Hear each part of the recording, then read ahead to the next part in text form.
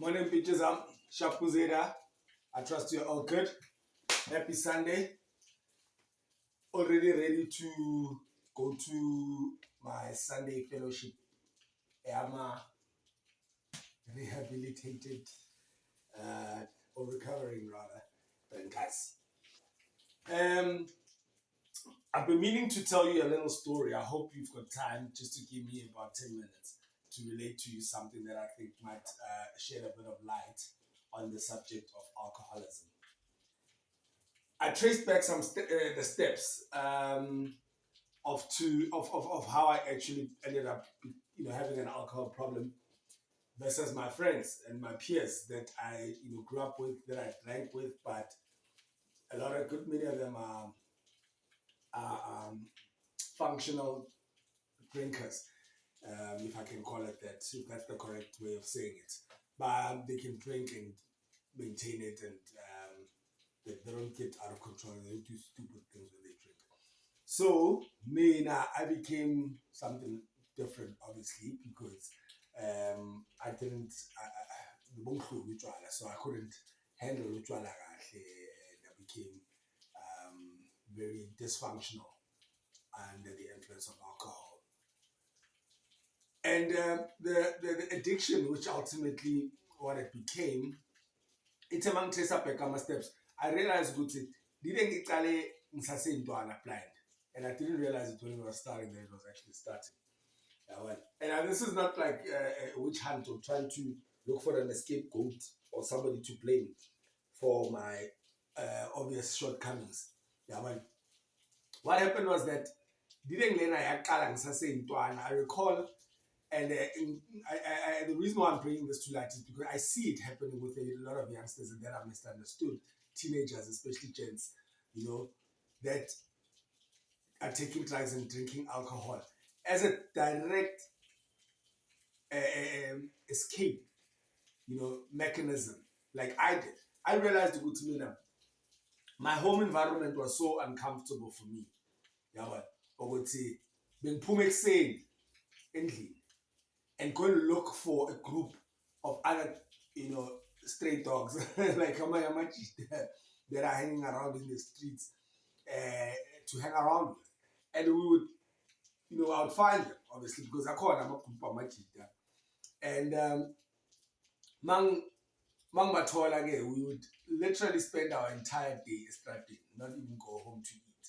We would go out exhaling, and would pretty much spend our entire day on the street right up until Epsu. And what do you do in the meantime? You need something as to pass time, to kind of make the situation palatable, if I can use that word for lack of a better word. So alcohol was the unifying and gave us some kind of comfort in the street. The weather would be like this, and I would already be out and I might eat, and then they would be there, and then we would be sitting in a group and we would start drinking, and then we'd drink continuously until nightfall.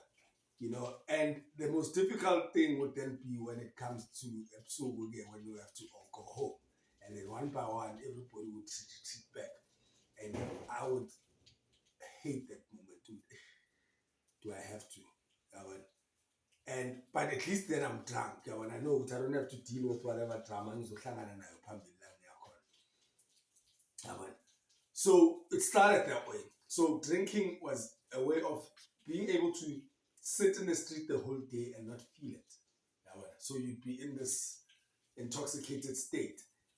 So you wouldn't really feel the elements, the weather, hunger. You would just drink it away, So we started as Samachita, and all of us obviously had discomfort in Makaya Magiti. That's why we were in those places together. And I started very late when I was a late bloomer, so it took a while before I could get to a stage where I now enjoy my drink. It was normally I would steal in Yugendlini or steal money from my schoolmates or swindle it somehow, and then so that I had cash flow. If you're asking how we managed to keep that affordability, and being blown only tavern at some point. So alcohol was never really a problem. And we used to solicit, you know, abantu babazozithenga ama-shops and things like that, like these boys over one hour in my shop. So we would continuously have utwala, you know, and I would buy these friends of mine utwala as much as I could so that they can stay there with me in the street. And later on, taking little sips in the beginning, later on now really appreciating the intoxication and being in that state. I don't really absorb the surroundings. I'm literally out of it, like it's an escape. I don't care. I don't absorb what happens at home. I don't absorb what happens in the street. So, and then it came a time when I was now, old enough to work, got myself a job, started getting paid good money, and then alcohol then was still there, but it was more like a social thing now, going out to party, dress up, go out, meet chicks, meet gents, some again to clean cars, to make sure we've got green bottles so that we go plumb at the car wash and go out, paint the town red, and we look the part and we're the popular boys in town. And then the relationship continues to first start and then it comes in different forms. First, it came as a dependency, an escape mechanism, and then it came as a kind of like celebratory means to show, okay, I've arrived, I'm now working, and I can afford my drink, I can afford to buy nice clothes. And then it was a celebration up until it then became a problem later on in life. When I was now so much dependent on alcohol that I use alcohol for nearly everything. Validation, to belong, to fit. Like utwala for me, I've been saying so much in the most of my life, in the 20 years or odd, that I didn't know how to live outside of it. And I realized this thing happens a lot, and people are ignorant and will always blame about it. But what do you know about Abakawa? Do you just assume by looking at the house? What do you know about Abakawa? Do you just assume by how the person dresses? What do you know? Like, we're so fucking judgmental, and it's disgusting. Because people will judge. And I know this because I was in a situation where it looked so rosy from outside, but I know because I lived it. It was not, what met the eye, or what still meets the eye. So alcohol was, for the most part, for me, a solution to my problem, a solution to my problems. And a sobriety means reliving the experience. Hence, you see every single time, if you can trace back on my timeline, every time I sober up, I become very active online, talking about abuse, talking about alcoholism, talking about things that trouble men on a day-to-day basis. But I was a troubled man for the most part, and I find that now through various, interventions, the fellowship of alcoholics and the spiritual fellowship that I attend church, and having supportive friends and people that I can that are close like that, that are understanding and supportive. I'm starting to remedy my situation and well on my way to recovery. So I just wanted to shed a little bit of light with how it starts. Alcohol, nobody wants to drink outside in this kind of weather.